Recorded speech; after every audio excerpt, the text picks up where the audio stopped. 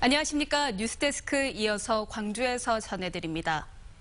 한전이 이른바 한전공과대학 설립 사업을 속도감 있게 추진하고 있습니다. 그런데 각 지역에서 너도 나도 한전공대 유치전에 뛰어들면서 경쟁이 과열되는 양상입니다. 지방선거까지 다가오면서 부작용이 우려됩니다. 김철원 기자입니다. 한전이 문재인 정부 100대 국정과제인 한전공대 설립 사업에 속도를 내고 있습니다. 2022년 개교를 위해서는 시간이 빠듯하기 때문에 예비 타당성 조사와 학교법인 설립 등의 절차는 동시에 치러질 가능성이 높습니다. 한전이 선정한 용역업체는 올해 6월에 입지 등의 내용이 담긴 중간 용역 보고서를 낼 예정입니다.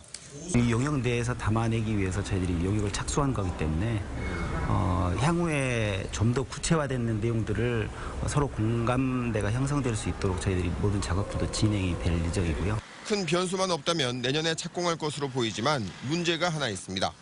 한전공대 입지를 둘러싼 지역 간 경쟁이 너무 뜨겁다는 점입니다. 처음엔 광주 남구와 나주시가 경쟁하는 듯 보였던 유치전은 목포와 순천이 각각 유치전에 뛰어들면서 전선이 확대되는 모양새입니다. 게다가 지방선거가 다가올수록 한전공대 입지 논란은 더 뜨거워질 것으로 예상됩니다.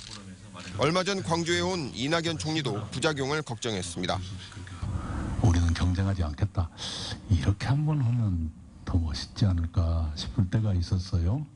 왜냐하면 한전이 굉장히 머리 아파합니다. 그런 정치권의 줄다리기에 견딜 만한 사람이 별로 많지가 않습니다. 무지하게 어려운 거거든요. 우리 지역에 들어서야 한다는 소지역주의 논리가 논란 혹은 갈등으로 발전해 합리적 판단을 흐리게 한다면 한전공대 개교 일정은 계획보다 늦춰질 수밖에 없습니다. 이전 투구가 되면 오히려 한전에게 그 빌미를 주는 기회가 될 거고, 그러다 보면 우리 그 정해진 스케줄대로 움직이지 않고 이게 좀 딜레이 되면서 좀 자꾸 지연되는 그런 우려도 생기지 않겠는가. 그런 점에서 우리가 좀 냉철하게 좀 성찰하고 기다려주는 미덕이 필요할 겁니다. 석 달 남은 지방선거에서 한전공대 입지 논란이 어떻게 전개될지 주목됩니다. MBC 뉴스 김철원입니다. 금호 타이어 노조가 회사를 중국 더블스타에 팔기로 한 채권단의 결정을 비난하며 강경 투쟁을 선언했습니다. 노조는 오늘 노조 지회장들이 철탑 고공농성 중인 송신탑에서 기자회견을 갖고 지금껏 회사와 논의해왔던 자구안을 폐기하고 모든 방법을 동원해 해외 매각을 막겠다고 주장했습니다. 노조는 더블스타와의 협상이 대안이라는 발표는 채권단의 손실을 줄이기 위해 광주 시민의 고용, 지역경제 혼란은 고민의 대상으로 삼지도 않는 결과라며 해외 매각으로 우려되는 제2의 GM 쌍용차 사태가 생기지 않도록 전면적인 투쟁을 벌이겠다고 강조했습니다.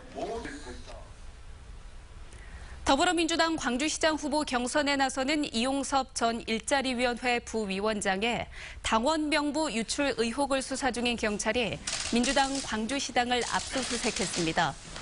광주지방경찰청 지능범죄수사대는 어제 법원에서 압수수색 영장을 발부받아 오늘 오후 민주당 광주시당의 수사관들을 보내서 전직 조직국장이 사용했던 PC를 확보했습니다. 한편 민주당 광주시당은 지난달 말 당원 명부 유출 의혹 책임을 물어서 관리 책임자인 전직 조직국장 A씨를 제명했습니다. 프로축구 광주FC가 오늘 광주 월드컵 경기장에서 열린 홈 개막전에서 무승부를 기록했습니다. 지난해 2부 리그로 강등된 광주FC는 오늘 FC 안양과의 경기에서 90분 내내 골을 노렸지만 0대0으로 비겼습니다. 광주FC는 오늘 10일 성남 탄천 종합경기장에서 광주FC 전 감독인 남길 감독이 이끄는 성남FC를 상대로 시즌 첫 승 도전에 나섭니다. 항구에 정박해 있던 어선에서 불이 났습니다.